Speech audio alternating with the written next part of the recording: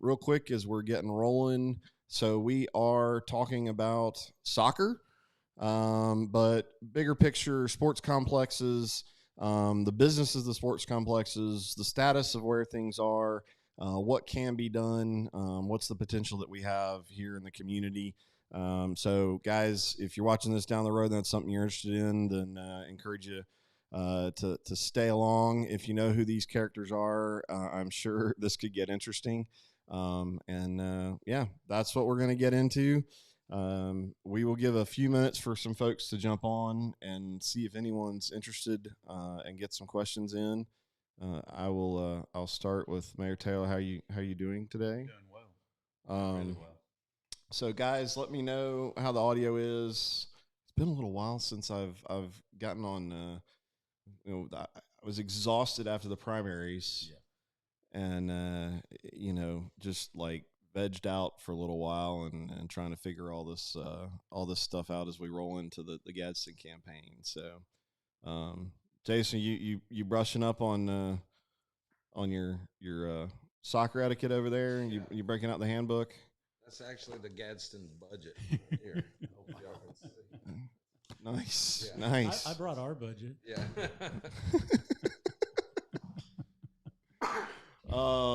So guys, let me know this thing's working. So please drop a comment in and tell me that you've got good audio and you can hear us all. Again, if you've got questions, drop them in as you're jumping on. I think with these three, obviously we'll try to get to some questions. I'm not sure we'll get to all of them because all three of them have got a lot of insight and a lot to share. And I think we could probably go on for several hours, and that's not what we want to do. I think Jason said something about getting somewhere for a beer at some point. So, yeah. All right. I'm getting some loud and clears. Awesome. Thank you, guys. Hey, Kim Kid. I guess. All right. Sweet. Can't hear Mayor Joe. All right, Joe, they can't hear you. Let me turn you up a little bit. I've never been told that.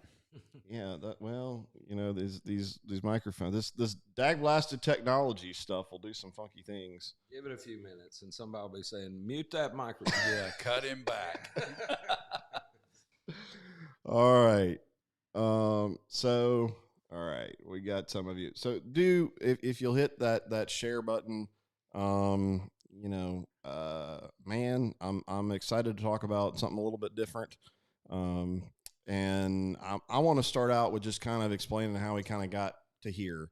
And I want to preface some stuff. I got a message from some concerned soccer folks. And I just want to let everybody know the perspective that I've got coming into kind of this conversation. I am a soccer dad, so I want to make sure, like, baseball folks, don't be hating on me. This is not, the conversation is necessarily pro soccer or pro baseball. This is a bigger picture discussion. But just so you understand, I do. That's the perspective I have. I've got a daughter that's going into 7th grade over at Rainbow Middle. We've been doing travel ball all throughout, and the girls' soccer is even a tighter niche inside of the overall sports things because they're just less girls to play and compete against each other. So I just wanted to go ahead and get that out of the way, so all the baseball parents can hate on me for being a pro soccer guy, but no. But I think that really is kind of the whole point of all of this. It's about the whole concept. And so let's start. What I'd like to do, and guys, again, if you've got some questions, Kim Kidd says she appreciates everybody's time, and I will echo that. So let's start real quick.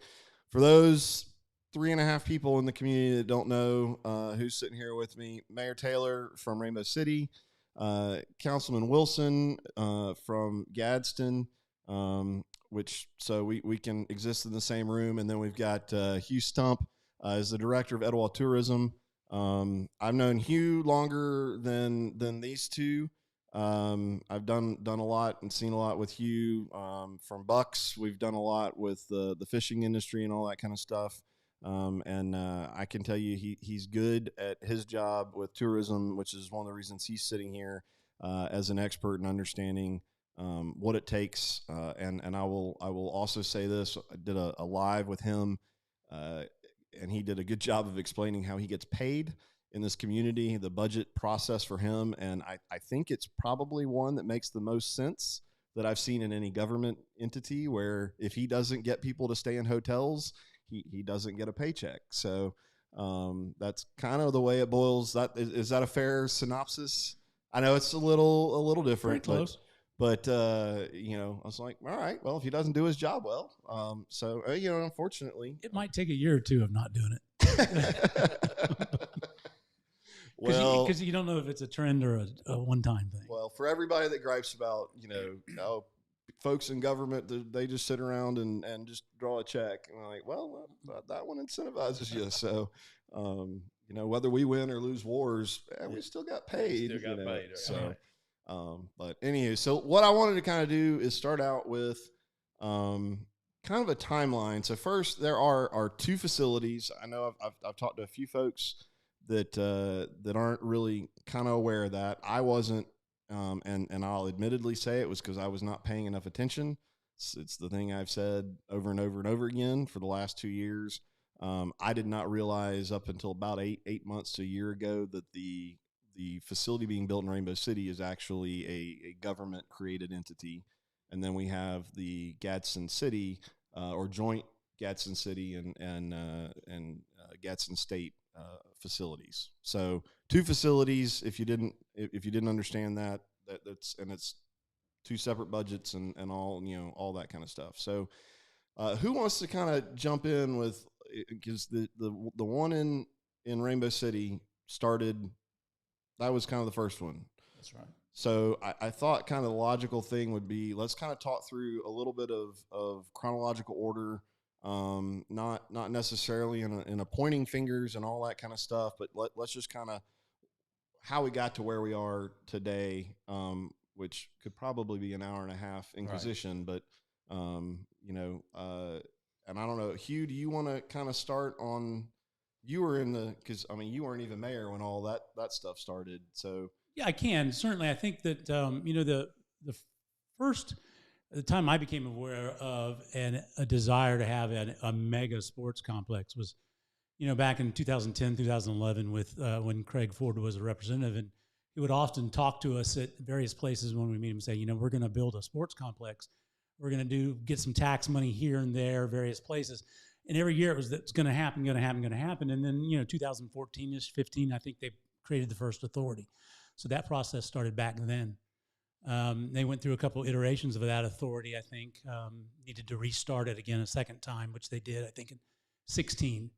And then I think 18, they started cutting trees. So I think that was about the beginning of it. Okay. And that's the one that, again, for those that don't know, that's the one located it is in Rainbow City. You can kind of describe, because I know you built some road stuff out there and yeah, it's right behind Rainbow Middle School. We also have a recreational area in our city shop. It's on Kinsey Lane. Okay. Kinsey and Lindsay are the two roads that connect together to make the thoroughfare. Rainbow City spent about probably $2.5 million putting a road in, and of course it relieves traffic off of Lumley Road from our educational corridor there, and you know, that legislation that created and that newly created that authority, you know, when they put it together, it kind of became a little bit of a cooperative effort at that time between the authority and the city of Rainbow City. And the former mayor, Terry John Calhoun, he kind of made the promise that he would put the road in, and which was a road that Frank Ramsey years and years before had envisioned to take pressure off of Lumley Road in the education area there. So that's what they did. Our city street department actually built the road. There was no money given back to the city that I know of. I think we ended up spending in just in material alone somewhere around $700,000-800,000 plus the labor that it took, which was another million and some change. All right. So that and again, I don't want to get into necessarily the deep weeds, but just so everybody kind of understands, because this was again news for me. So that was something created at the state level. That is not like Rainbow City did not create that entity. That's right. It garnered some attention a few months back because initially it was about a $6.5 million bond. And then they were redoing a bond, basically refinancing to 10.5, 11 million. Mhm. And that's where we're at today, to finish it up. And so part of the legislation that went through, and I know Representative Isbell mentioned it in his campaigning about being involved in passing legislation. So the board will be restructured in October, and you two will have a seat on the board or be able to Or an appointment, yes. appointments. Okay, so that's kind of, that's also a little bit why you two are sitting in here. Obviously, it's in your backyard, and obviously your job's going to be to try and help figure out how to get people in, and we'll talk through more of kind of the opportunity. So, Jason, I think that's the longest I've seen you sit quietly, which is so. Let's get into where did the Gadsden, how did that come to be in the midst of all of this? Sure. And I don't know. I have, everybody's got a different timeline, but I'll just tell you, and this doesn't have anything to do with anything other than how it all went down for me. But again, like you said, this was before Mayor Taylor was even mayor. But when I was actually, before I was elected as councilman, I was a part of the inaugural Cardinal Foundation at Gadsden State Board, the fundraising arm of Gadsden State. And there had been a talk for a long time about bringing back the baseball and softball programs at Gadsden State. And so that was the first I'd ever heard of a possible refurbishing of this old sports park area that Gadsden State had back there. And so shortly after I got elected, Craig actually invited me to his office to lay out the plans for the sports park in Rainbow City. And at the time, it was really early. I don't know how long it had been kicked around at that point, but he kind of laid out a plan where the city would give a chunk of land to the project and then also support it financially, and that several of the other communities in Etowah County would be financially invested in it, and that was the way it was. And we met one-on-one because a lot of people don't realize this, but if you have more than 3 council members in any one meeting, that's technically an open meeting, and you have to give notice of it. And so, believe it or not, we do try to follow the rules on when it comes to that. So when we have these pitches that are off the table, so to speak, we only do them with 1 or 2 people in the room at a time, to stay within the guidelines. So it was just me, and he had scheduled meetings with all the council members. And so then I went back and talked to the administration, and I said, where are we on this? What do y'all think about this? Where do you stand? And they said, well, we've been working with Gadsden State for a while now on potentially leasing all of that property out behind their campus from them, and then we would build out some new soccer fields, some new baseball fields, and then they would commit to bringing back their baseball and softball program. That was the plan. And I said, okay, so does that mean we're not a part of this mega sports complex thing? And the administration said, no, we're not going to participate. They don't really have a concrete plan for how to operate it at this point. It's really early on in its infancy, and we're ready to move dirt right now.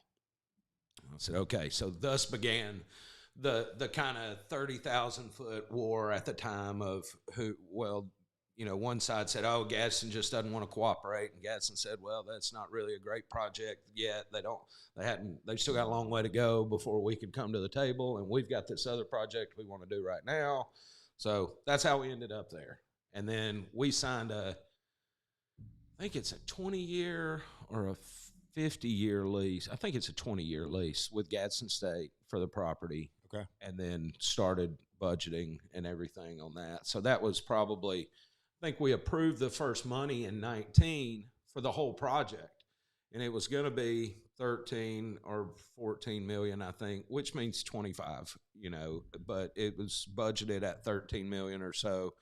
And then the pandemic hit and we hit the brakes on it and brought it all the way back down from all of these cool things like the Miracle Field and the pickleball courts and all this stuff back to, we're just going to build these NCAA regulation soccer fields / lacrosse fields. Nobody ever talks about that, but travel lacrosse is a thing too, and it's getting a lot bigger around here. And these fields have multiple uses, So anyway, that was what we did. And so we pulled it all back, hit the brakes on everything but the soccer fields and the concession stand and the new bathrooms over by the existing soccer fields that are out there. And then after, I guess it was 2021, once the ARP funding came back online and everybody kind of took a breath and said, okay, we're going to be okay.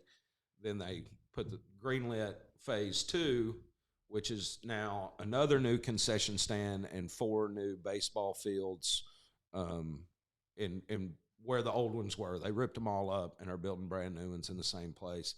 I think 250 paved parking spots, something like that. And right now, we haven't actually spent this much, but this much is encumbered, meaning we're going to pay it at some point, in the project for work that's already been done. I think we're at like 13.5 or something for what's out there right now. Now, that's just phase 1 and phase 2. What we're about to vote on probably in the next couple of weeks will be the funding for phase 3, which is the Champions Field, or what a lot of people call a Miracle Field. The Champions Field and the pickleball courts, and there's one other component that's included in phase 3, and then phase 4 will be the cross-country loop, which is a 1.5 mile, and we're waiting to do that till phase 4 because Gadsden State has decided to wait to do their they're bringing their cross-country team back too. So we got a little time, in other words, before we can do that. So I think all in, when it's said and done, like I said, we'll probably be at 25. Well, and I want to make this point too. I'm sorry to interrupt, Michael, but I think this is really important. Gadsden has paid for this entire project with cash, out of capital improvement funds, out of funds that have been generating and accumulating over years. There is not a single penny of debt on this project so far. It's all paid for. Now, as we move into the Miracle Field and the BMX track and things like that, there is a chance we're going to take out like a HUD loan, which can be paid back with HUD money. I'm getting in the weeds, but there may be some small incremental financing as a part of it. But up until today, $13.5 million or so, and that's all paid for. No debt. Okay. I will make a plug. I've got a special needs niece, and we've done the Miracle League stuff through the years.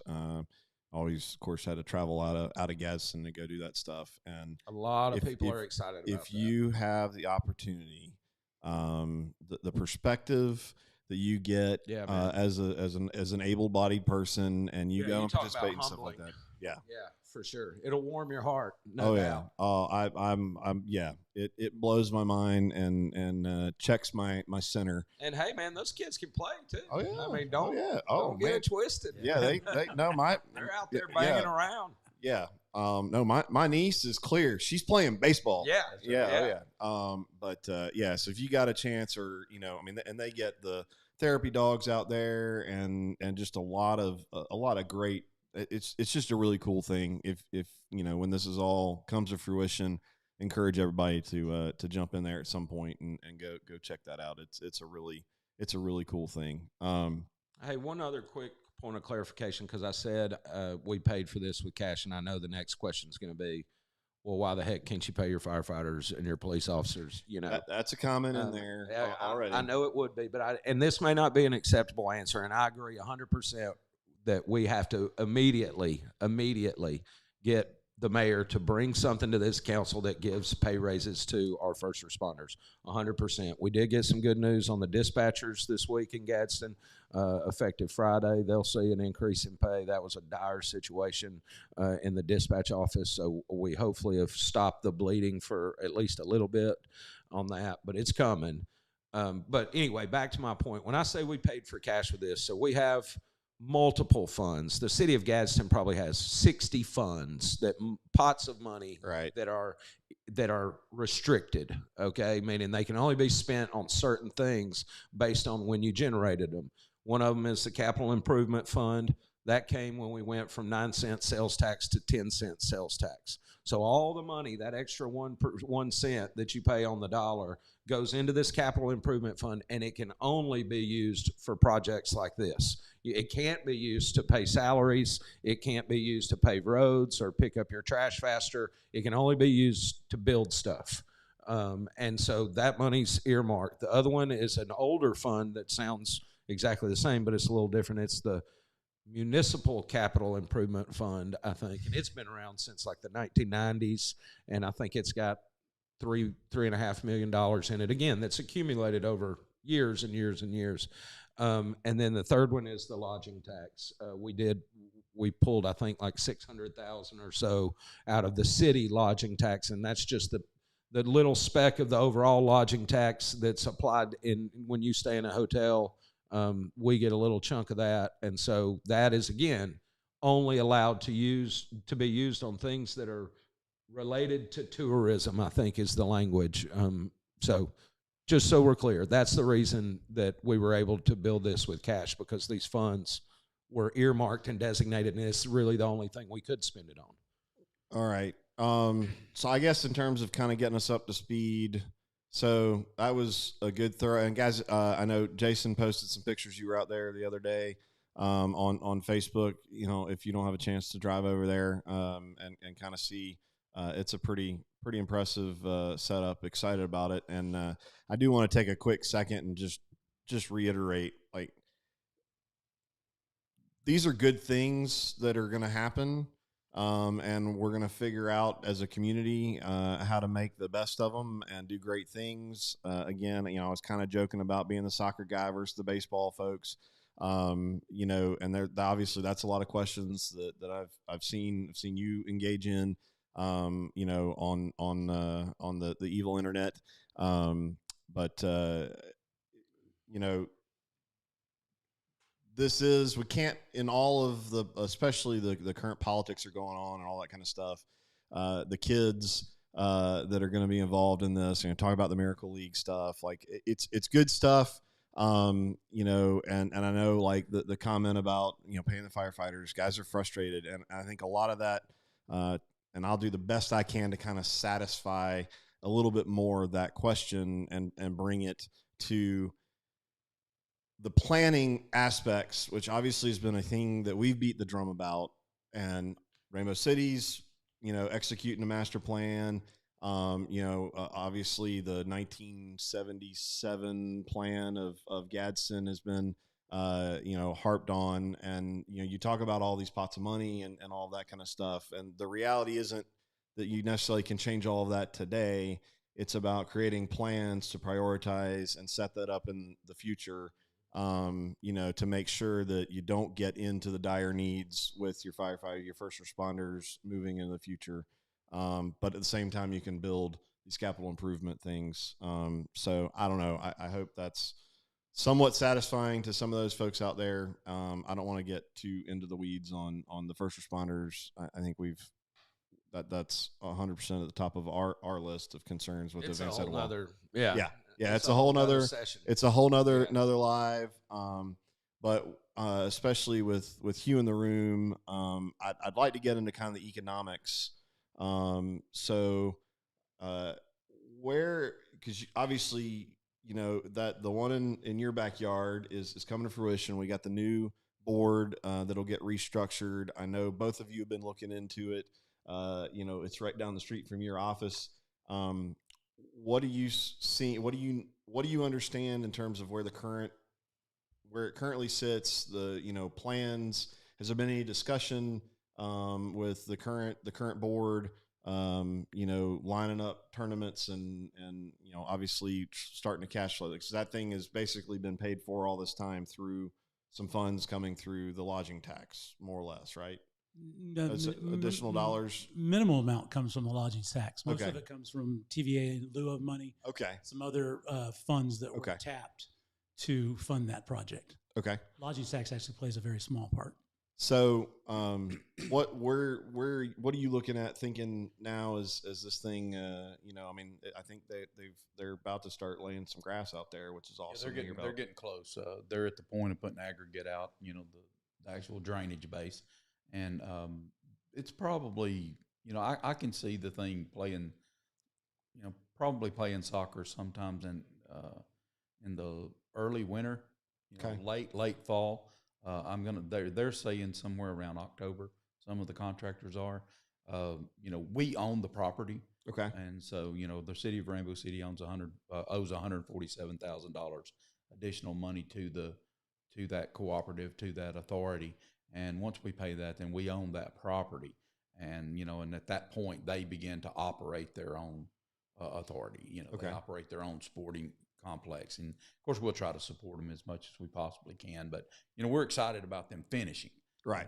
That's kind of been the problem. I've used the term that until now, it's been an abscess in the center of our city. And that's actually true. Some people Right. like to hear that, but, I'm not willing to smear butter on a pig, and it's not quite yet, Now we know that there's going to be a ribbon cutting. We know that that's going to come hopefully when they're completed. Right. We'd like to see it that kids can actually go out there and play soccer. We've got a senior high school soccer coach on our council, Randy Weiss, and he's doing big things in soccer, for our county and carrying these kids to state championship opportunities, and in boys and girls. The girls soccer coach at Southside's doing an incredible job, and we just want to see the thing finished, and that's our plan, is just to continue to drive in that direction and support them as much as we possibly can. Okay. Well, so over to both of you, and this is a good question from Donna Patterson. Let me bring this up here. She said, once the soccer fields are completed, is there a plan in place to bring statewide soccer teams in for the tournaments? I think this kind of gets us started in the discussion of what's the benefit of building these facilities. So she's starting with the statewide conversation, which would definitely be a solid tourism thing. Are you aware of planning efforts amongst either facility? I'm not. Okay. I think I can say this part, with speaking with Randy, Randy said that, and I feel the same way. The next thing that we need to do is to get in the room with the city of Gadsden, with tourism, and us all begin to plan that together. Right. Because, if we get a statewide, or if we get a big regional, something that's multi-state, we know that we're going to need more fields than Gadsden's going to have, more fields than we're going to have. But if we do a cooperative effort, and, it's what I was saying before, during another situation, we wanted to talk about how being the smallest landmass county was problematic because of, the desire to not create a nuisance. But in the sense of recreation, being the smallest landmass county is the greatest advantage that we can have for travel time, because they can come to Gadsden. And I actually checked it today going to an MPO meeting. We're 11 minutes from our soccer fields to their soccer fields. Well, that's not something that's hard to overcome. With several hotels in between. Right. Yeah. And, and we look at, I think Randy did just a little bit of preliminary math and came up with the fact that if we do a little 3-day tournament with 64 teams, that means that we need 130 hotel rooms. So Rainbow City doesn't have any hotel rooms. We have no rentable lodging. Maybe I need to get my house on Airbnb. Yeah. So Gadsden has a ton. So that's that opportunity for us to begin to truly share in what we're doing and become a community, a soccer community. I'm all about that, but I think it's time for us to start getting in the room, becoming familiar with each other and the direction that we need to go. So just to add a little bit to that, I'll say, I know, so the city has hired a facility, an interim manager of the sports park. Okay. He's interim. It's not necessarily going to be permanent. I don't know if he's actually been offered the permanent job or if he just hasn't accepted it or what. But Scott Elkins is the interim manager of that property, and they're going to have a couple of employees that are there full time. We have real mowers and all that stuff. We'll maintain all the fields, ourselves. But as far as the promoting of it, I couldn't agree more that we need to get together and have some sort of a mutual plan for how we're going to attack that from a marketing and advertising standpoint. But I'll also say that in my experience, you said it, not me, so I'm going to say it. But I mean, soccer parents are crazy, man. Like, they're hardcore about soccer, and you wouldn't believe how many awesome conversations I've had with soccer parents. But they're presidents of these leagues. They're in the statewide organization. Some of them hold offices there. They travel and know all these people that are putting on these other events and these other travel ball leagues. I know one of the big operators around here is from Jacksonville, and he runs a league. And then I think Bill Martin runs a league. Those are the guys, in my experience, that are an integral part of that plan of how do we get these projects here, because they're already engaged in all these organizations. Yeah, I would definitely, I'm a big fan of if the government doesn't have to do it, it's probably best that a private, that's something that an organization. I mean, don't get me wrong. The municipalities have to support that effort. Absolutely, absolutely. Well, I have to say this now: if you start looking at sports complexes that are thriving and doing well, they are connected to a city. They always are. The ones that go out here and really spend out a bunch of money and borrow a bunch of money that are private ventures. They have a high fail rate. I just mean in terms of actually, structuring, like running a tournament and all that kind of stuff. Doesn't necessarily need to be, hey, the city of Gadsden, hey, this, Rainbow City, y'all need to, you need to help facilitate that. But the guys that know how to run the tournaments, that have the experience, that, they're the websites that we use for how we keep, all that kind of stuff. We already got people that know how to do that. I know I've had conversations as a soccer dad. We're sitting there going, well, we can throw something together. I'll give you a prime example. The conversation is still ongoing, I think, about how we're going to oversee the concession operations at these two new concession stands at the Gadsden Sports Park. And I've already had soccer parents who are also in the food and beverage industry reach out and say, hey, man, the concessions are lacking and a lot of our facilities are non-existent, and a lot of the places we play, these are beautiful. Has the city thought about contracting that out to a restaurant operator or something that can really do something good with it? Because this Gadsden facility's got a full kitchen in there. There'll be hot dogs, hamburgers, the whole 9 yards. That's an example where the government doesn't necessarily know how to run a concession stand. And maybe it's best that we let somebody else run the concession stand. So the same thing may be true with marketing and promoting. Government food's pretty good, right? That's a pretty good government. Plenty of MREs. I think it may just be we were hungry. I was about to say, pretty good government food is an oxymoron for sure. It's like military intelligence. Yes. All right. So Heather New brought up, as part of this conversation, working together, we can host a significant tournament between Vivian Maddox, the Gadsden facility, Rainbow City new soccer fields. We can really do something amazing, and I think that really hits the nail. And just and I guess I'll jump in as the guy that's traveled to the soccer, and we've got some crazy soccer parents, but particularly from as a girl dad, we just don't have the numbers in the local area to really have good competition. And so we're forced into where we've got to travel. And for us, we've made a few trips like down to the beach for a couple of tournaments, but most of it's going to Huntsville for the day, or going to, going down, Chocolaca down in Oxford is amazing. They also have $250 million in cash reserves. I know. So the concept of, as you were saying, Mayor, being able to do something joint,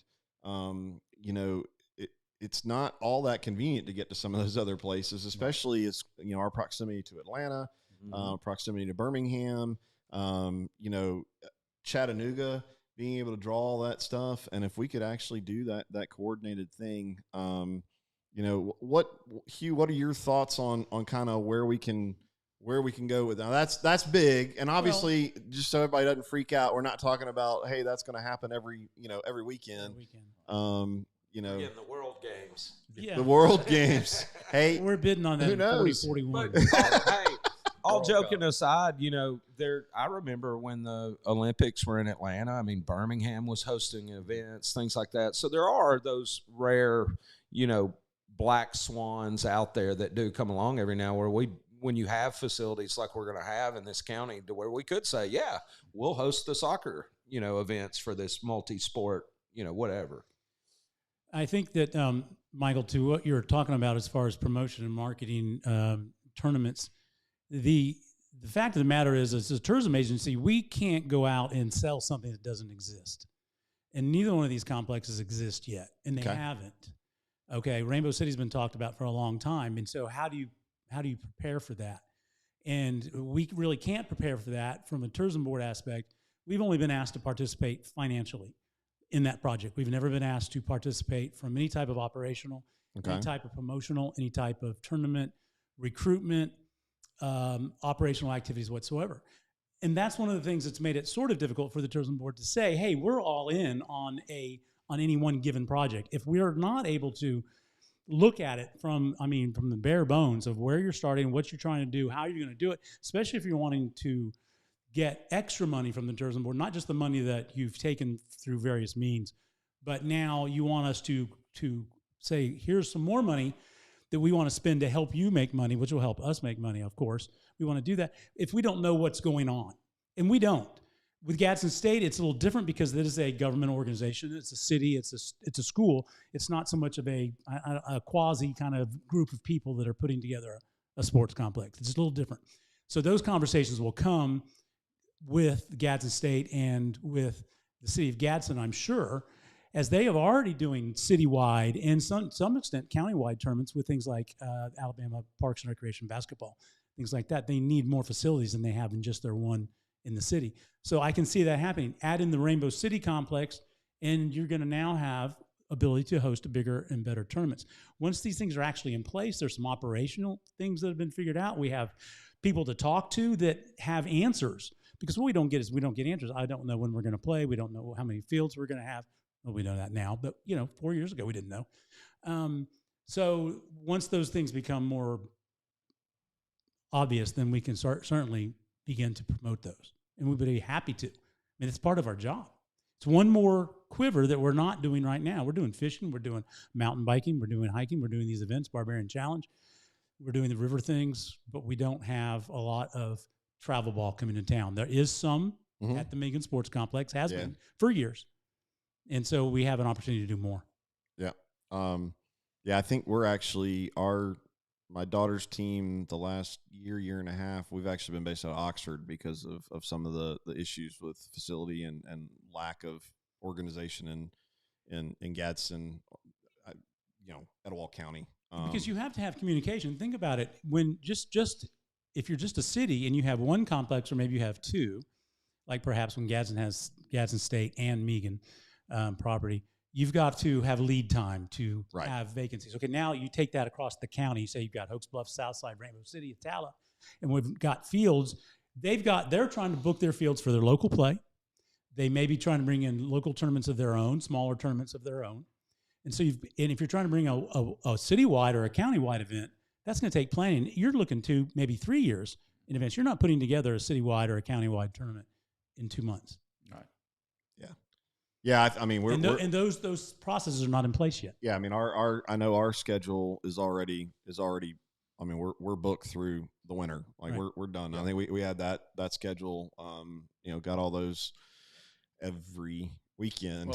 Well, I think that's been the problem with this sports authority, is that they've had an inability to be able to tell us when they're finished, and once we get to a finish line, I've heard more than one recreation person or tourist person say that until you've got a finished product, you can't go market that.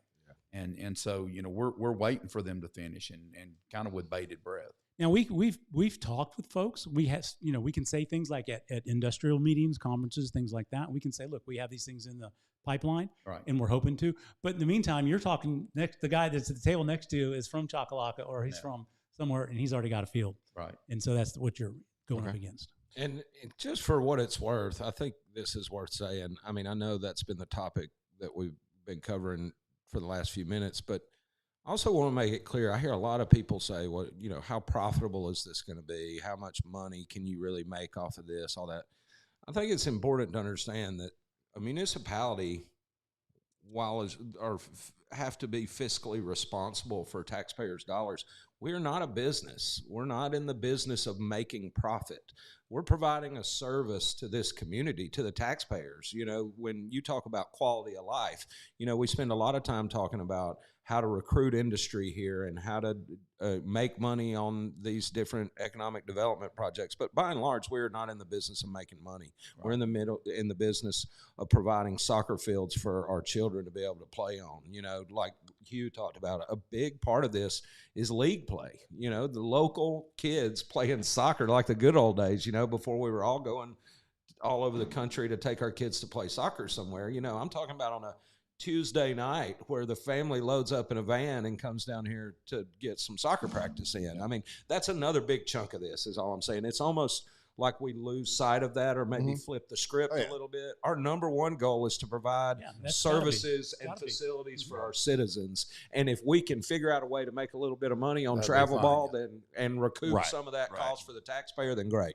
The economic impact of these facilities, as far as the community is concerned, is going to be on your stays by people from outside of your area, right. Your sales tax, your incremental income that grows from people coming into your county. So that doesn't have to happen every week. It can be something you do monthly. You can have several a year. You have big black blowouts, that type of thing. But it's with whether it's a convention center, whether it's a sports park, typically subsidized to a large part by the municipality that owns it and operates it, and all the revenue that it can bring in from rentals. Right. That's gravy, and then the taxes that it creates and that revenue. That's where it's really made. And that's one of our priorities with Vivian Maddox Park, is that our Parks and Recreation Director blocks off a certain amount of that time that can be spent on those field surfaces has to go to our rec league.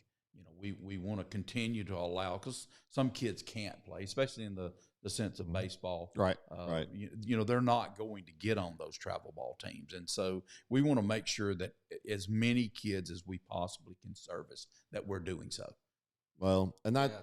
This travel ball is weird to me, man. When I grew up, the furthest I traveled was to the Rainbow City Recreation Center. Me too. Trust me. It was. Yeah. It's and I think the baseball community is even crazier with some of that stuff than at least the soccer stuff I've experienced. Now, some of the extreme soccer folks, I mean, you got some kids around here that, I mean, they're traveling to the West Coast to go play in tournaments. And I just want one at bat where I have walk up music. Yeah, exactly. Just one time. And then you'll need sit down music. All right. Sirens. Well, so let's kind of finish off kind of the rec ball discussion. And you're talking about the money side of all of it. And you mentioned that. So you basically are paying cash, not putting the city of Gadsden in further debt. And I don't want to go hard negative, but I think it's worth considering the discussion of $10.5 million of debt to build a rec facility. And I speak from a soccer dad in Rainbow City, and you talk about the rec leagues.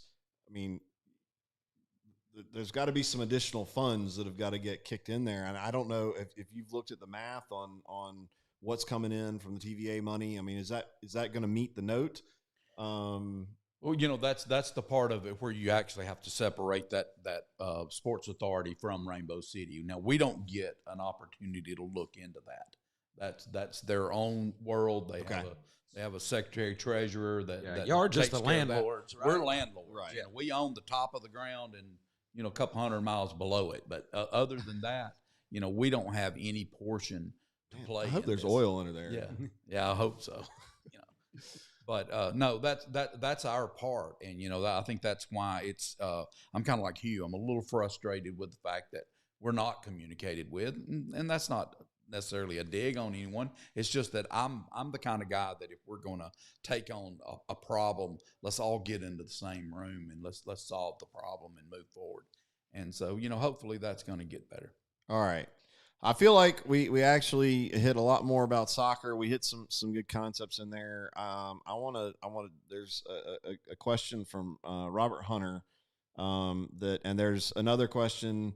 I see Jonathan Day asking about airport renovations and all that kind of stuff. We're going to save that discussion for another day. But the concept, I think, hits home, and Robert's question with where I want to go with it. So he said, as an assistant wrestling coach, I'm biased, but if we had more indoor facilities, we'd be able to host wrestling tournaments. We would be one of 3 or 4 municipalities with a space from Huntsville to Birmingham to host tournaments. And unlike other tournaments, there isn't much overboard, or I'm assuming you mean overhead, outside of concessions, refs, and having mats, Air conditioning, and air conditioning, and yeah, I mean that's something, and so, and that's we kind of started with we're talking about soccer, and we are where we are. We're getting primarily soccer fields, with some additional. I think there's a number of other sports that are going to be included with the 4 new Gadsden. baseball and softball fields, and then the new soccer facilities is what's being built right now. That's what's. I mean, I think they're expecting like a September finish date on the baseball field. So you're talking about Gadsden Sports Park, the phase 1 and phase 2, which is the new soccer fields, the new concession stands, the new bathrooms by the existing soccer fields, and a new concession stand and 4 new baseball fields. That'll all be done by September. Okay, so where I want to go with this isn't necessarily should we or should we not have. I mean, I think anyone would say, Robert, if we can figure out how to do it, that's a great idea. I want to go there, and the same thing with the airport, and the drum that we've beat, or I've beat for 2 years now, master planning, coordinated planning throughout the county. How do we get to a point where we've allocated the funds?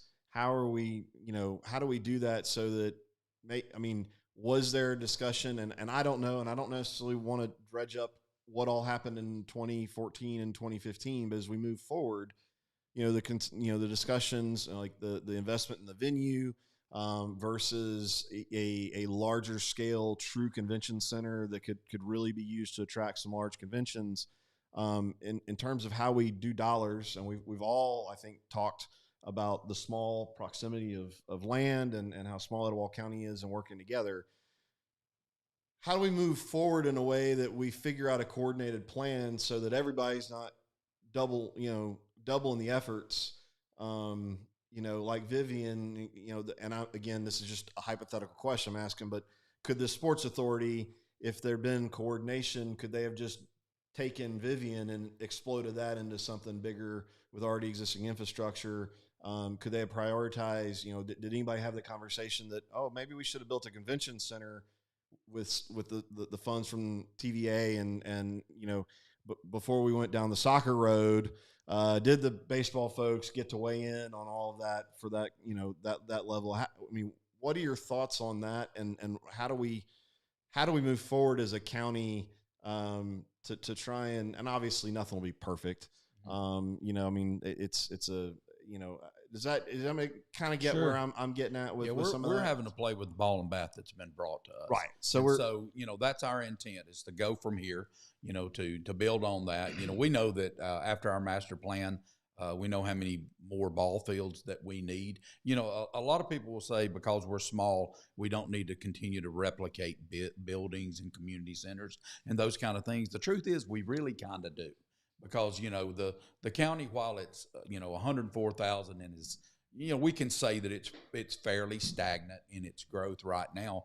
In our city, we are growing, whether that's, transferring or exodus or whatever you want to call it. The truth is that we're growing, but we can't forget the people that are still staying where they are. So they honestly, they kind of deserve that community center and those kind of things. So one of the things that our master plan came up with is catalyst projects. We know that we need a city center. We need a place where you can go and shop and dine and probably recreate just a little bit. We know that, and we had the forethought of that and bought 74 acres, on Highway 77 to accommodate that. We know that we've got to have a quality of life center, which may speak to Robert's situation, and that is that when we build that quality of life center, we're not going to get rid of our old recreation center. We're going to keep it online so that we can develop, wrestling, pickleball, and do the things that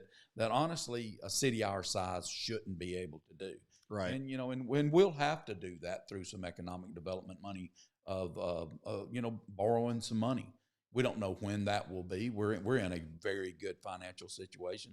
It was great when I came in. It's even better now. And and that's what we'll have to do, is just to start looking at how do we enhance Etowah County. But we do have to look at it as a county-wide enhancement, not just, hey, this is Rainbow City and we don't want you to come in our nice building. We're not going to do that. We don't do it now. We know that 27% of all the people that use our rec center are from outside of Rainbow City. So, we're doing our thing now. We just have to continue to do it. And like Jason said, we're here to provide services. All I've asked our employees is to make that a premium service. Gotcha. Whatever way that takes. And if that means for us to find a way to support them even more, we're going to support those operations. So let's lift up out of sports, and particularly with Hugh sitting here from the tourism standpoint, because you're Etowah tourism, Right. not just Gadsden, right. And so your organization, your board looks at it that way. And as we prioritize the spend and things, again, all the way out to the airport, like, well, how does that work, or how should it work? How could it work in our county to have those coordinated discussions and figure out, the development and planning for dollars? I mean, whether it's a 5-year plan, 10-year plan, that kind of stuff, does that question make sense? Well, yeah, it does. I think, Joe, the GEMPO, you were at a meeting today, Gadsden Etowah Metropolitan Planning Organization. Now, I think that's mandated by law. Yeah. But what it does is brings the community together, right, to discuss long-range transportation needs. Right. There's no reason some similar organization cannot be done, whether it's mandated by law or just let's do the right thing. Right. And we're going to talk about these county things. Like, for example, we talked about the Convention Center Authority Fund that was started back, I think, in the 2000s, when Gadsden was looking at possibly doing a convention center of some sort. And they started taxing the hotel rooms and created a fund, and they did some fairly expensive studies. And if you needed to have a study done to figure out whether you needed one, the thing you needed to know is that everybody in Etowah was using Convention Hall for everything since they were kids. And you needed to be able to have something that would be able to do that same thing. And if you didn't go talk to the county people about that, then you were missing out. So maybe you said, well, if we didn't talk to the county and we don't want the county to be involved, then Gadsden really didn't need a convention center. Yeah. If they weren't going to, and not only the county, I'm talking 3 or 4 counties, actually, for something like that. So when you have something like the venue, which is not going to be anything that's going to attract people from any long distance for a major conference or type event, and it doesn't even have high enough ceilings to do cheerleading, then you're like, okay, what did we actually do with that building that's going to benefit? And if we're going to now do something in the future at one of these cities, it needs to be countywide totally. And maybe it's something like GEMPO. Mm-hmm. And I was going to say the same thing, Hugh. That's a good point. That we have a municipal planning organization, that is, again, they're primarily focused on transportation issues, but the principle is the same. The mayors from all the municipalities in Etowah County, the key stakeholders in that particular realm, have those regular meetings and make master plans. They pull their resources together to buy asphalt and pay, and, subgrade aggregate for these road projects so they can get a better price on it. It's really the only example I can think of where government works, and so there's no reason that couldn't be modeled to to have it, because ultimately in the utopian world, what you're really talking about is municipal government, where you've got all of these people sharing resources and sharing in their planning processes and including each other. I think it'll be, pardon my French, a cold day in hell before all these mayors decide to give their budgets up into one big pot. But there's a lot we can do to get closer to that. Right. Yeah. And I think, I mean, that's a great hypothetical conversation to have, or generational conversation to at least plant in some people's minds. I've said multiple times as a, military, planner, like I'd never try to take an operation in this small an area and put this many generals in and expect great success. But we are where we are. Yeah. So we got to figure out how to do that. Or we've got to all just say, well, we're just going to do our own thing and accept that the limitations that come along with doing that, which, I think it's a good thing to say, hey, this part of our county is really focused as a tourism destination, and this part of our county is more residentially focused, and this part of our county is more, I think that you can definitely identify in your own way as a community here of what you want to be, but it could still all work together. Right. There's enough to go around. What frustrates me is when I see over the years, and mostly I'm talking about well before I was even in office, where we continuously rob from Peter to pay Paul around here. We're all fighting over the same dollars, and we end up losing money fighting to get this or get that, when certain developments come to town, and it's all about, are they going to locate on this side of this imaginary line in the street or this side? And it can have a dramatic impact on each one of those communities' budgets. Those are the opportunities to sit down together and say, look, we're going to locate this big revenue generating place over here on our side of town, but we're also going to commit right now to support this effort or to be a part of this solution. Those are the opportunities to collaborate, I think, when you have those things. Yeah, our plan shows that we need 1,500 single-family homes in the next 15 years. That's 100 homes per year. It also shows that we need to slow on our multifamily dwellings, our apartment complexes. And, and we need to be overlapping and sharing that with other cities that don't have multifamily.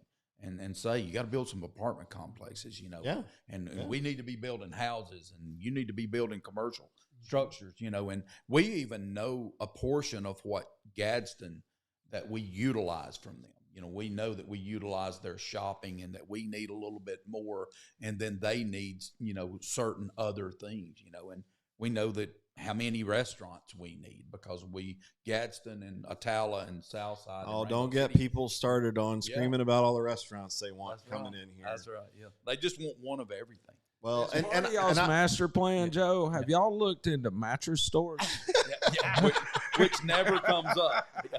Mattress stores never. Well, so I do want to take this opportunity, if anybody's actually paying attention to this conversation, to say it frustrates me when I see everybody say the government, like, oh, they need to get Olive Garden in here. They need to get, look, you got to understand the math of this. And I'm not an economist by any stretch, but if the money's not in the community, like these chains, I mean, especially when you're talking chains, nobody builds where they're getting money. That's right. And these companies, when you're talking about an Olive Garden, they know the math. They know the demographics. They come in and do these incredibly in-depth studies. So, they know how many people will walk in their restaurant if the median income is $35,000. And it takes them about 5 seconds to tell you whether it'd work or not, down to the dollar. They can walk and look in at your rooftop count, your median household income, and the traffic count in front of the property you're showing them, and they'll go, nope, that'll never work. That's right. Well, and that I just, again, and I guess I will say this, while I've got a microphone, I want to point that out to everybody. That's like, that is not something that, you really can't reasonably expect all of the elected officials to go out and recruit restaurants to come in. Like that has to come with industrial, like more money coming in to pay bigger salaries, and then, But I will say this, that, you know, again, us being a small landmass county with interconnected boundaries, you know, all of our cities except 3, I think, touch boundaries. You know, we share lines. When you're going to market towards somebody, whatever the restaurant, ABC restaurant, when you walk into their office, they're going to hit that rooftop. They're going to talk about traffic count. They're going to talk about median income. They're going to talk about disposable income. You know, per family. But if you're able to say, but now wait a minute, not only is our traffic count there, we don't have these other things as far as rooftops or our population, but we have a city that borders up next to us that makes our rooftop count go through the roof. You know, we literally can, they will allow you to sell them, but it better be a really, really good sale.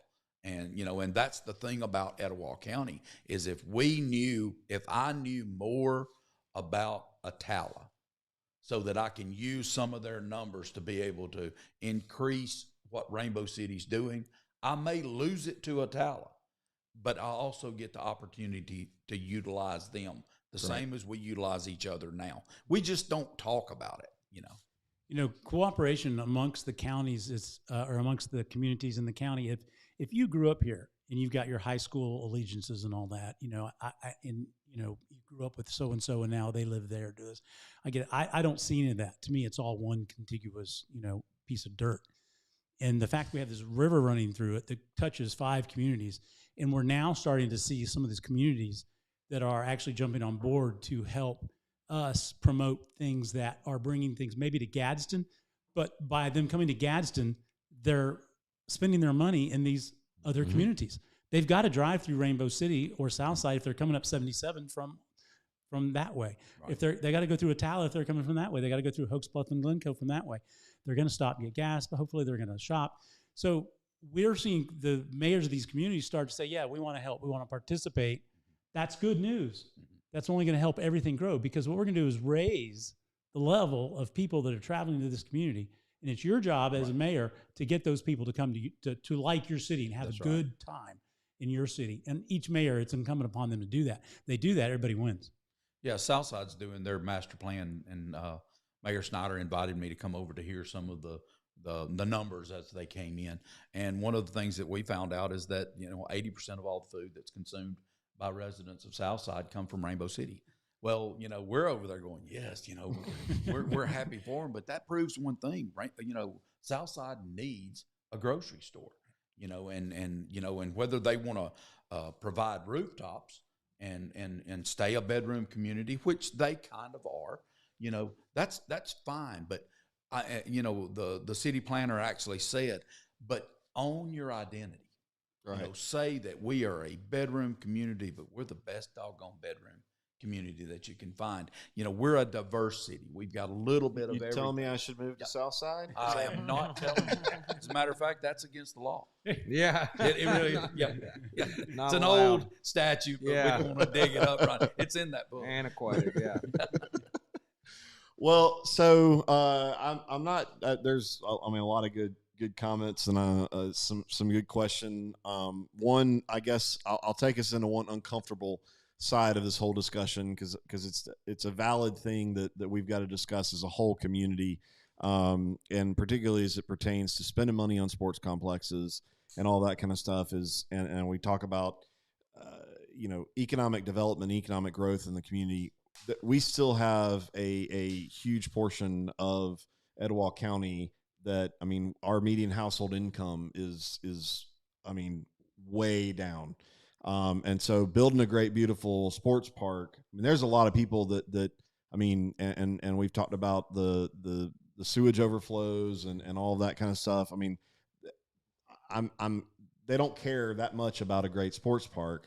So, again, I know it's kind of the uncomfortable thing, but how do we figure out as a community? I mean, how are y'all thinking about that? About how do we raise all boats, if you will? You know, because I'm just throwing it out there because I know somebody's going to go, hey, that's great that you're building these awesome sports parks, but what about what about all the abandoned housing issues and the and again the only maintenance thing, The only thing I'll say right off the bat is what I said earlier. It's important to understand that these monies are earmarked and restricted by law. Right. When you pass a tax, the only way the voters go along with letting you pass a tax is if you promise to only spend it on this. And so it's not as clear as why did you spend money over here when you could have spent it over here, because a lot of times you can't spend it over there. Right. But having said that, of course, infrastructure is a major issue all over the United States. It's not just in Gadsden.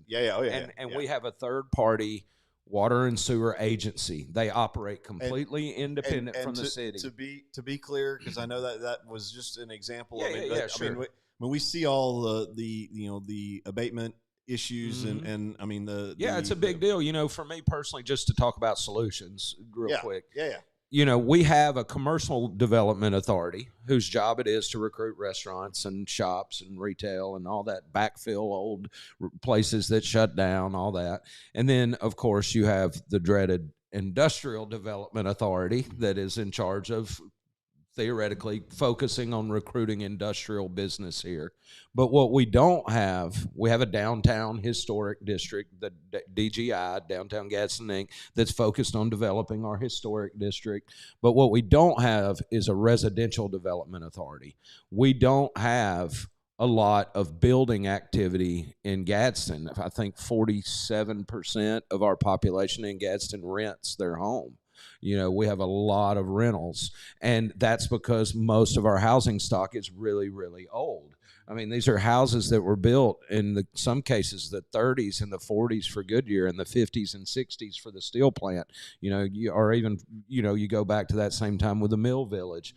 All of those were industrial housing. They were single family homes that were built for people working a block away in a plant. And in a lot of cases, the company actually built the home, and then they were the mortgage holder on your house. So you had all of these outside private entities building properties, and we don't really have that now. And so the challenge is, how do you put together a similar approach to commercial development or industrial development and with residential development? Right. And you go out and you have to recruit these developers, these guys that build these beautiful townhomes all in a row that are affordable, that people can live in, but they look nice, they improve the aesthetic value of the community, and like prime example over off of Megan behind Walmart, or I think it's called Black Trace Development, I think is what it is, where the Hobby Lobby and everything is. A lot of people don't realize, of course, that used to be the Goodyear Golf Course, but the original plans that were pitched there were for there to be apartment homes down by the water back behind there. There was going to be a whole section of townhomes there, and the project never came to fruition, and they passed it around amongst private ownership a few times, and it just kind of just sputtered out. But those are the types of opportunities we have, and you need a residential development authority, just somebody who's focused on talking these people's language. Because a commercial developer can't talk to a home builder the same way they talk to a restaurant owner. It's not the same jargon. It's not the same lingo. The way you make sure a project's going to be profitable is completely different. So that's one thing that we could do to improve in general on the housing side. Yeah, I think it's find your identity, and it'll keep coming back to that. What is Gadsden?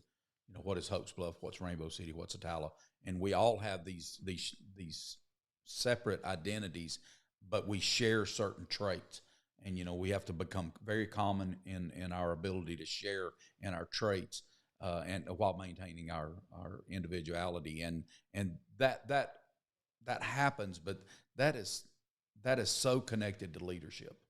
You have to make sure that you've got true leadership in place, and and having authorities and people that love what they're talking about. That's critical. Hugh's passion for tourism is, everybody knows it. You talk to him and he's wide open at 8:00 in the morning, and I still don't get that. But I've run into Hugh at events literally all over this country, and that's multiply that times 1,000, and those are the amount of events he goes to every year where he's promoting Etowah County. So, I mean, having somebody like that that's full-time focused on a project and how we can all work together is a big part of the solution, I think. And I think that, well, just to say, Hugh called not long ago and said, "Hey, Mayor, this is Hugh Stump. I wanted to call you and talk to you about, partnering up with a fishing tournament that's going to be in the city of Gadsden, and we're going to need you and Southside, and I don't remember who all, and and everybody that's touching the water, and we just need to know that you're going to be on board." And and our answer has to be, of course we're on board. Yeah. It can't be, well, we don't want to get in your business or whatever. I don't want you getting on our business. Yeah, that's right. Yeah. Well, and that's, especially, the fishing stuff. And I want to take, a quick second. As I think about and get to know Hugh, and again, back to the government needs to do this, they need to put this together. They need to do this event. I know Hugh's got ideas and brings a lot of ideas, but one of the biggest things I've seen from him is he hears your idea and goes, "How can I help? What can I do for you? I can go help you make that successful." He's not necessarily going to come up with the idea of the, airborne basket weaving competition because he doesn't know that even exists. I know he's not a hardcore bass angler and probably now knows more professional bass fishermen than he ever thought he would 15 years ago. But he and that's that, I don't know. I don't want to make Hugh blush, but but when you talk about infrastructure from a tourism standpoint, a lot of people would just say, "Look, that's not our gig." Okay, that's not what we do. But when you think about it, it really is kind of important that when people come to a community, that they have good thoroughfares, they have good waypoints, they have good entryways, good gateways. I remember Colonel Payne with the Etowah County Commission, when I first got here, he took me out to the Nakalula Falls exit in the interstate. And he says, "We got to get this grass cut. People are coming up here to Nakalula Falls and look at this intersection. Well, it's the state, or he went to Reed City, he went to Gadsden, he talked to people. That grass is getting cut, so it looks good. That's the kind of thing that you want to say. Going up to Nakalula Falls, coming across the South Side Bridge, coming into Rainbow City on 411 from St. Clair County. How do we make those vistas look good? What can we do, to get the city to understand that it's important? A nice sign that says "Welcome to Rainbow City" is good, but could we do more? Right. What about Nakalula Falls? That Gatlinburg thing, driving up to there. Well, I know we did a study a few years ago. I think we did some surveys on stuff and had some people look at it, but I never saw the results of that. How do you do that? Do you condemn land? Do you buy land? What do you do? That's all difficult stuff. Well, and it's about incentivizing, too. And that's been one of my frustrations. I'm all about the city doing something to light a spark for economic development in an area. Yeah. You talk to Chris Robinson. He's obviously a fanatic about the Nakalula Falls corridor there. That's his district, District 7. He loves the falls. He's been president of Friends of the Falls. He beats the drum of that corridor up there and how important it is that it be beautiful for all the reasons that Hugh said. So, that's critical for a lot of different reasons. Heck, let's look at it this way. I can tell you right now, I live in downtown Gadsden, and there is a specific way I tell people from out of town to come to my house. We all do. Even if it's like 3 miles further for them to go, I'm going to have them go down here and meander along the river for a minute and tell them to come down Broad Street. And you know what I'm saying? Those corridors are a big part of it. And that'll be part of it when as you get Gadsden State going, because think about this. This is on the river. The two complexes are so diverse in that regard. The fact that you're going to have a place that's almost like a destination in and of itself, whereas right now in Rainbow City we have a soccer field. So how we're going to maybe help to transform that in the future to something else that can be more advantageous. Maybe that's where we build the Birmingham Crossplex, is at that complex where you have that wrestling, you have those tall ceilings, you have those pickleball courts, you have those things that other towns don't have. Right. That's what we need to look at. Well, and I'll as you're talking about that, I will definitely say we need a good indoor facility to do wintertime soccer. that has been one of the biggest frustrations here. That's been for discussed. soccer practice and all we that kind need of stuff. we need a place where we can graduate our kids. Yeah, I mean, look at You that. know, I mean, that frustrates me that we go to Jacksonville. I appreciate Jacksonville State University, but at the same time, Southside has to go to Jacksonville to graduate their kids. That's uncalled for. Yeah. Well, we just have less kids. Yeah. We'll just graduate less. We can do it in phases, right? Right. Yeah. Well, I would have been the early phase. I was gonna say, you 75%. Y'all are doing another Yeah, year. yeah. The 25%.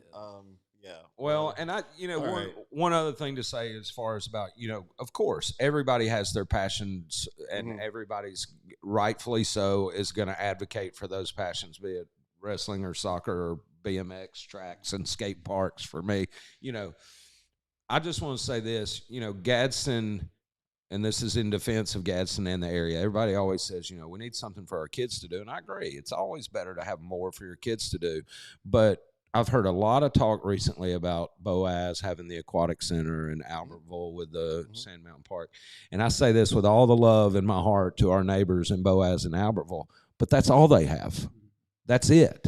The Albertville is that park is $80 million worth of debt in their community, and that's all their eggs in one basket, and that's a different approach to a community like that. Maybe you build that and then the community builds out from that, but Gadsden is not in that situation. We've been around a lot longer. We have a brand new Marana Park that's beautiful. We have Nakalula Falls and all the things that you can do inside the falls. We had the Gadsden Symphony Orchestra. We have the actors groups here, the characters, and we have the GMA Cultural Arts Center.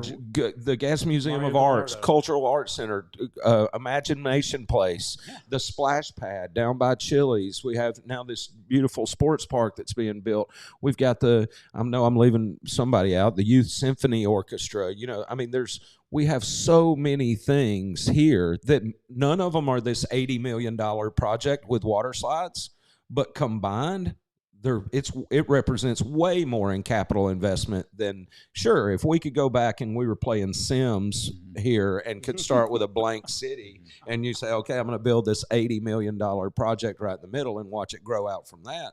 Yeah, that's one approach to it, but Gadsden's dealing with what we already have here and trying to add to it A lot of it is proactivity. Citizens have to be proactive. They can't expect government to walk them to everything and to do everything. Yeah. I had a comment the other day. Well, Marani Park, it's a great walking track, but it's in a circle.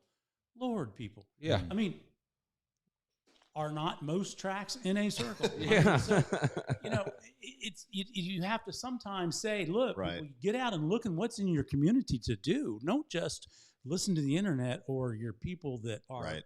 bad actors or have bad attitudes about things. There's a so lot of much to good do. in the Well, community. and I think that, we have to always go back to the truth and honesty in what we're doing and if we love transparency as much as we do, I'll pose the question.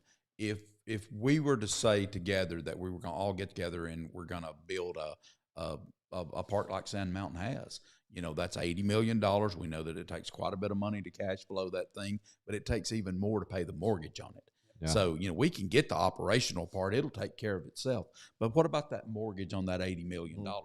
Are you willing to do what they did up there and pay more taxes so that you can have something that you may or may not utilize? And if we will be honest in answering that question, and I would love to, for the people that are listening to us right now, would you be willing for us to, if we raise your taxes and give you that, are you okay with it? If we're going to be truthful. You just lost a few supporters. Yeah, probably so. Well, yeah, the answer is no. And it's funny you mentioned that. I was looking at this really cool project I think it's in Tulsa or Oklahoma City. They actually built an above ground elevated whitewater rafting course. All right. It's like a couple 100 yards long, concrete, got all these artificial rocks and stuff in there. And you can go out there, rent a boat for $10, put your family in it, do a whitewater trip down, and you splash into a pool at the end and get out, and it stays packed all the time. But that's the way they did it. They put it to a vote of the citizens of the town and said, look, this project's going to cost $35 million to build. And here's the proposal. You pay 1% extra sales tax for the next 12 years, and then we can build this thing. And if it passes, they build it. If it doesn't pass, they don't build it. You know? And I would say that about Sand Mountain, because I asked the lady that it was kind of her brainchild, what happened the next election? And she said, we ran unopposed because they did want it, and they were starving for it. And it kind of speaks to what Jason said. It is their identity now. Yeah. And that's fine. Well, and I'll say to the flip side of worrying about taxes and all that kind of stuff, building the conditions, and I'm going to make a plug and this ties back into the soccer. And guys, if y'all have got any last questions, drop them now. We're about done because I know it's getting late. So we were down in, I can't remember if we were playing at Chocolaca or over the Anniston facility. But we hit up one of your new haunts down there in Anniston. And it's Coldwater. Coldwater. Yep. Yeah. Thank you. And, of course, half the team were like texting Jason, "Hey, are you around?" And, he wasn't. But, the under 16 soccer team you were there with? We were not taking the girls to drink beer.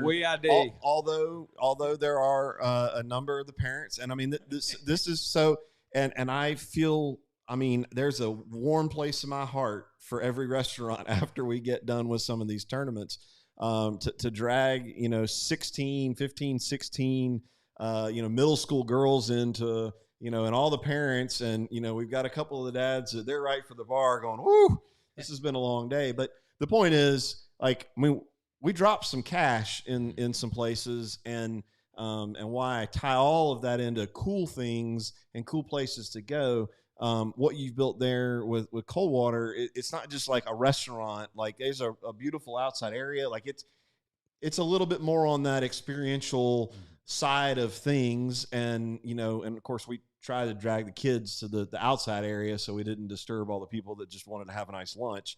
And hopefully you didn't get any complaints from that. No, you're good. But, but that's, to me, when you've got a community that sets the conditions, you build some of these core things that then open up the opportunities for it to make sense for private investors to go in and spend. I'm assuming that the government down there did not build that facility for you. They did not. But in fact, you might say that in some situations they tried their damnedest to keep me from. But no, I'm kidding. Anniston was actually great to work with, and that's a good point. They were very supportive of what we were trying to do, and they helped us out any way they could. But yeah, I mean, not just in Anniston though. I mean, we talk all the time about developing this river, and this goes to the overarching point of why do people instantly default to the government should build this, or the government needs to do this. I mean, I started back 14 years ago, but Chris Robinson and our spouses have partnered to open Current Market in Delhi, and then like Mayor Taylor was talking about, unless for the 7 people that don't know, so Chris is Blackstone Pizza Kitchen, and he opened a second location of Blackstone on Nakalula Mountain, right across from the falls there, down the road there. Lookout Mountain. I'm sorry. I'm usually pretty good about that. There is no Nakalula Mountain. It's Lookout Mountain. It's Nakalula Falls on Lookout Mountain. Anyway. Sorry. So anyway, so he's had Blackstone downtown for 20 years. He built another, location on Lookout Mountain up there. Then we opened Current Market in Delhi, which is here in downtown Gadsden on the riverfront, a waterfront dining experience. And then, to Mayor Taylor's point about Southside's plan, the food angle, now we've leased the building there at their new boat launch and are building the Blackstone Bait Shack. Our pizza ovens actually came in this week, so hopefully that'll be happening pretty soon. But the point is, we are making investments in this community. Nobody can say that I'm just a talking head sitting up here, because I'm betting on myself, right, but I'm also betting on this community, and I'm putting my money where my mouth is. So that's what it's going to take. So much of our wealthiest individuals and residents in Etowah County invest their money at the beach. They invest their money in Birmingham and these big projects. It's going to take local individuals getting their capital out of the bank and investing in these private projects. Everybody is raving about City Harbor.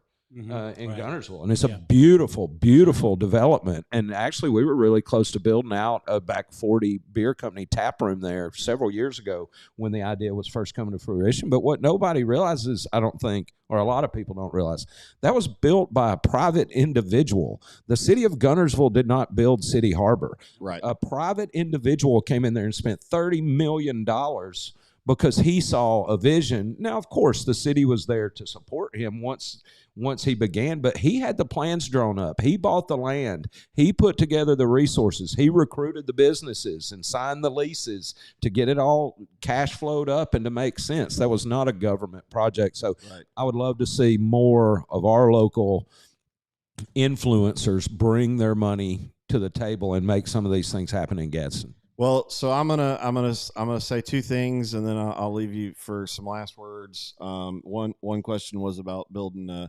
building a restaurant out at the airport. Guys, we'll get to airport discussions directly related to that, and pulling money out of your pocket.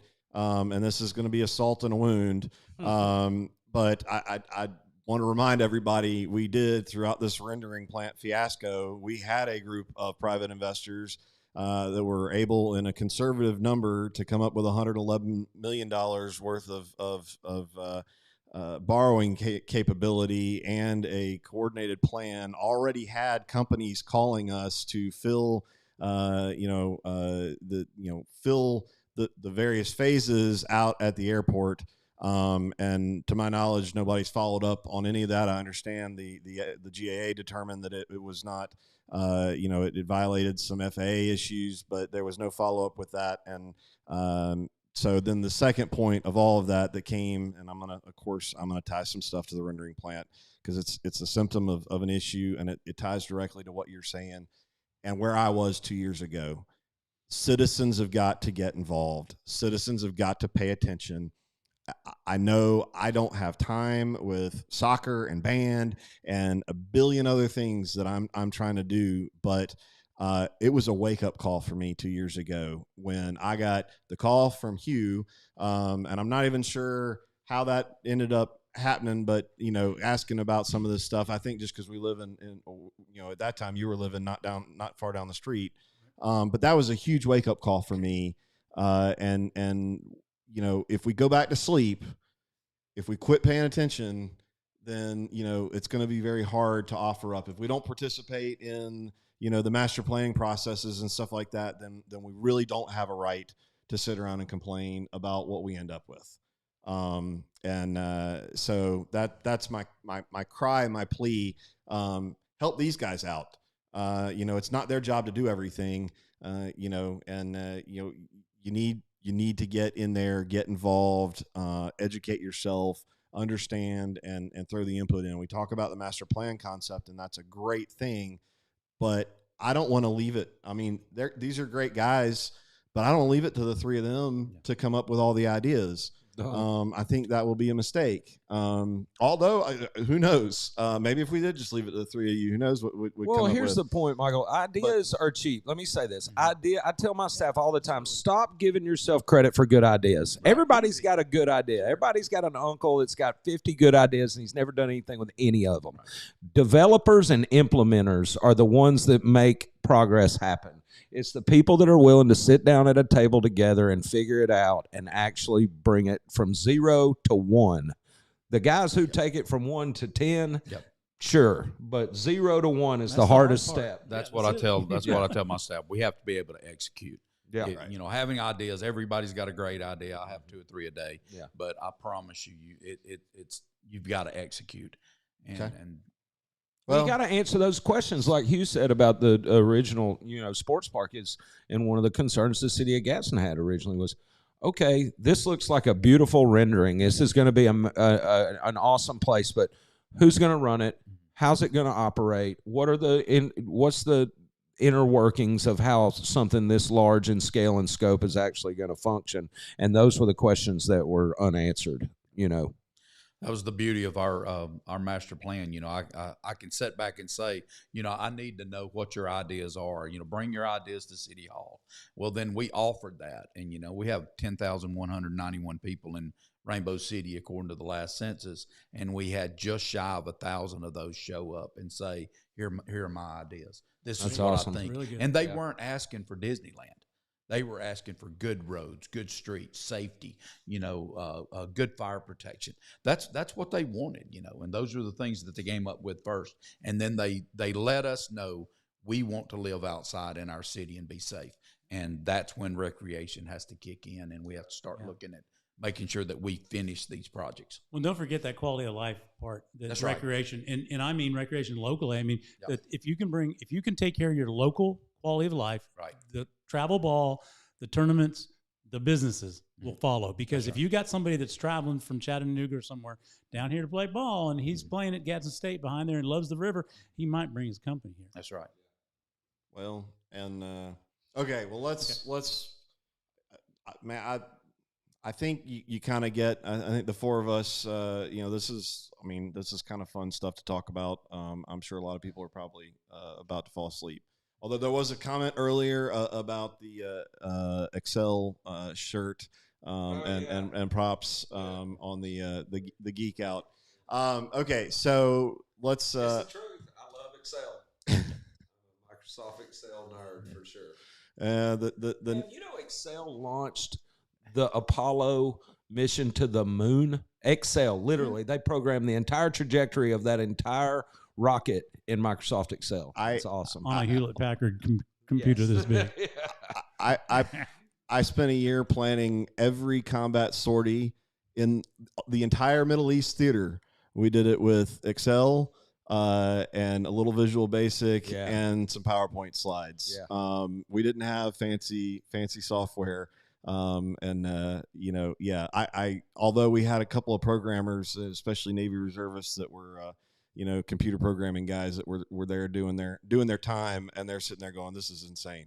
We could build software that would do this. I do have to give credit where credit's due, though, for this shirt. The first time I ever saw a shirt like this, or this phrase with the Microsoft Excel, was Susan Stow.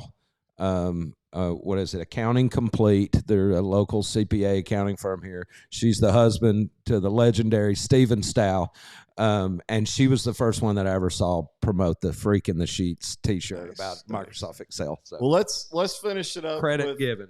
Let's finish it up with some final thoughts. I'll start with Hugh on kind of let's kind of wrap this stuff in a bow. Final thoughts on kind of the discussion, where we sit with the sports. What are you thinking about? Well, I think that I'm very excited to see what will happen with the Sports Authority. I know that we've got an opportunity come October 1st. That board will be dissolved. A new board will be set up. There's no control right now of that. Who that board's going to be. There's appointments have to be made. They'll have to elect chairmen. They'll have, chairman, officers. Things are going to have to look at. I think that from our standpoint, from the tourism board, the involvement that we want to be with that is how can we help to get that facility running to where it can be a tourism resource. And if we can't, then we can't. If it's going to be a park and rec type thing, then that's what it's going to be. But that's a good potential thing to happen. I think we've got to look forward to. So we're excited about that. And of course, Gadsden State stands by itself. It's going to be a phenomenal project. All right. Yeah. So, I mean, just 30,000 foot view. I mean, phase one, which is the new soccer fields and everything, is 99% complete. I mean, they're doing punch list items over there right now. So that's going to be done within a matter of days, weeks, timeline we're talking about. Phase two, which is the baseball fields, again, the city engineer told me this week that they're thinking September sometime, and those will be playable fields and ready to go. So that's phase two. And then again, the city will the council will be considering the funding for phase three, I think, within the next week or two. But having said that, in order to make all this happen, people have to vote. You have to participate in the democratic process. And so we got an election coming up, and I'm excited to see, this is probably the single most transformative election for Gadsden ever. And, people say that about personalities and things. I'm not talking about, I mean, quite literally, we have a new mayor, a new economic development director, at least 3 new members of the Gadsden City Council. We will have a new finance director. Ms. Rosser has said she plans to retire, I believe. So you're talking about a giant turnover, the likes of which the municipality of Gadsden has never seen. I mean, we've effectively had 2 mayors since we went on the mayor-council form of government. Technically 3, but it was elected one term, then reelected right at the beginning, and then we have basically had 2 mayors for the last 40 years almost. So Gadsden's never seen this. We've never seen this many new faces all at once. Do you know how many different city council members we've had? I'd have to go back. No, not a ton. Relatively speaking, not a lot. I mean, there's been some turnover there, I mean, over the years, but relatively many speaking. of them, I mean, they were there for, 15, 20, 18 years at a time. Yeah, there's some long terms, tenures on that council. And so my point is just the sheer volume of new faces that you're going to see no matter what. There are going to be new people in these seats. And so, Councilman Worthy's running for mayor. He has to vacate his seat. Councilman Williams isn't running for reelection. Councilman Cannon's not running for reelection. So at least 3 new council members and a new mayor and an administration and support personnel, that will be retiring with Sherman. So when I say this is probably the most important election Gadsden's ever had, I mean it for maybe different reasons than what some people do, but it is. Oh, I mean, I've been saying that for a long time now. Yeah. I think this is a pivotal moment. I know you. And I'm telling you this: my opponent is a current member of the Gadsden Airport Authority, and if I lose this one, I'm out, guys. I am out. What? We love the Airport Authority. Well, that was a joke. That was a joke. I'm sure that'll circulate. That was just being playful. That's all right. This is unfortunately. It looks like there's going to be all sorts of circulating of I guess I'll just say silliness. Hopefully we can have some good adult conversation about where we want to go as a community, and some straightforward conversation, because I think that's needed. I think a lot of us. I mean, you guys have been fighting this battle a whole lot longer than I have. And we need to just have some straightforward conversation and figure out where because I think, to your point of the importance of this is also a defining moment in a community, not just the city of Gadsden, 100%, but the whole community and the whole county deciding what it wants to be, where it wants to go. None of the stuff we just talked about happens if we don't get this one right. You know what I mean? That's right. Yeah. So. Okay, well, Mayor, I'll leave. What are your final thoughts? I think that you can look to Rainbow City, Glencoe, Southside, where vital elections came up, 2 years ago, and there was a replenishment of the people that are actually servants. I think the ones before, they served their time, and don't be afraid to put someone new into these offices. Don't be afraid to keep the servants that you have. If they pass that litmus test of quality, leave them. If they don't, send them on their way. But just voting for a big last name should not be the reason that someone goes into office. And I'm looking forward to this. I came from Gadsden. I'm a lifelong Gadsden resident, and I love this place, and I want because we are in Gadsden right now, but I love Gadsden. I love Etowah County, and and getting to be the mayor of Rainbow City and knowing that I'm going to have an opportunity to cooperate with a city council and a mayor soon in Gadsden is it's really exciting for me. Well, so I will make. I'm going to pull one of the comments out of here about comment that it's a good discussion. Right now, we do only have 25 folks. We have had about 40 or 50, we had a few more a little bit earlier. And I don't blame people losing interest. But I will say, you may just be watching now, but the big thing, to the point of the importance of this election. Those people, you got to go talk to your friends. You got to talk to. Not everybody's going to want to learn all about the different budgeting processes and all that kind of stuff. There's a lot of guys that you're going to work with that they're just going, who do I need to vote for? And don't be afraid to tell them. You know, and we're pressing to get information from all the candidates to get the candidate information. We're going to talk a little bit more in the coming days about what we're going to do with AE and what's happening there. But you know, and I don't expect everybody to go consume all this. Not everybody's going to be interested in this conversation. A lot of people, you know, have a lot of different opinions, but the important thing is make sure people re-engage from the rendering plant. Let's not forget the incredible thing that we've gone through as a community. And yeah, you've got to get out there and participate. And I think you will be surprised. There's a lot more people paying attention than are necessarily dropping comments and all that kind of stuff. So hang in there. We've got we got some real important decisions for the citizens of Gadsden. You know, I wish I could vote in Gadsden, but I'm also pretty happy out in Rainbow City. Yeah, don't ever say that. Because the guy I voted for is sitting here.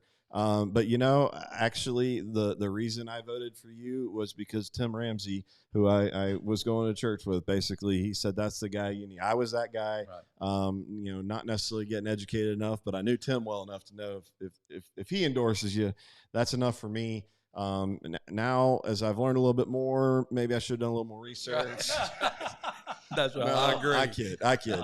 So, guys, thanks for tuning in. Gentlemen, thank you all so much for all of your time, because this has been a lot longer than I was planning. But guys, yep, we'll do some more discussions. Engage, comment, ask your questions, and guys, this conversation that we're having as a community, it started many months ago. It's far more than just this election in August. This is a discussion about the community, and it needs to be a adult level conversation, not getting down in the mud. We've got to learn to have these conversations so that we can move forward together and in a coordinated. We are not always going to agree. Trust me. I know I've had some disagreements with Jason, you know, on certain things.